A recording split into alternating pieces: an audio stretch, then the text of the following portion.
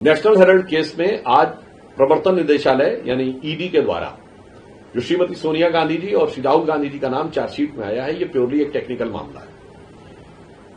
Congress party को ध्यान रखना चाहिए कि इस विषय की शुरुआत 2012 में हुई थी और एक जनहित याचिका के द्वारा दिल्ली हाई कोर्ट ने अक्टूबर 2013 में इस केस की शुरुआत की थी। यानी यह मामला दर्ज तब हुआ था जब मोदी जी की सरकार आई भी नहीं थी। अतः कांग्रेस पार्टी का इस पर राजनीति करने का आधार नहीं बनता है।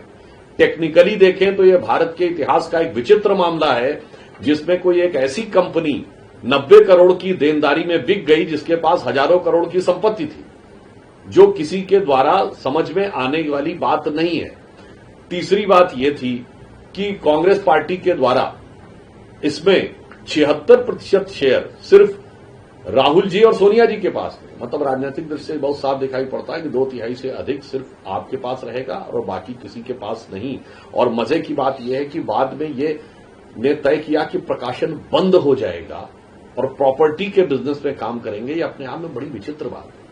तो कांग्रेस पार्टी से एक सवाल पूछना चाहता हूं। आप कहते हैं कि पंडित नेहरू के द्वारा स्थापित थी, स्वतंत्रता संग्राम सेनानियों के द्वारा एजेएल एसोसिएटेड जनरल लिमिटेड स्थापित की गई थी। तमाम तो लोगों ने आपत्ति दर्ज की थी कि शेयर धारकों के पास शेयर थे उस जमाने के और उनसे पूछे बगैर यह दे दिया गया। तो यह गंभीर तकनीकी प्रश्न था। जहां तक मुझे ध्यान है तो शायद ये शांति भूषण जी ने भी इस विषय के ऊपर कहा था कि उनके पास भी कोई शेयर थे। खैर वो विषय अलग। मैं एक नैतिक प्रश्न पूछना चाहता हूं।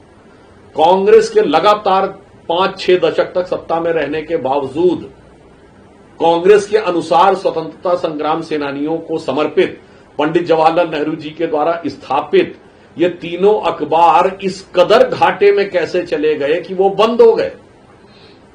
कांग्रेस सरकारों ने उन्हें कोई सपोर्ट नहीं किया। बाकी तो छोड़िए, क्या कांग्रेस कार्यकर्ताओं ने भी सपोर्ट नहीं किया?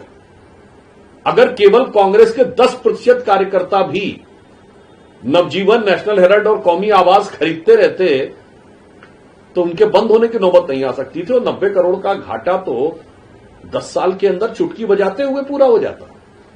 तो कांग्रेस से भी पूछना चाहता हूं, अंग्रेजी में नेशनल हेराल्ड, हिंदी में नवजीवन, ये उर्दू में कौमी आवाज को भी आपको ग्राहक नहीं मिल रहे थे।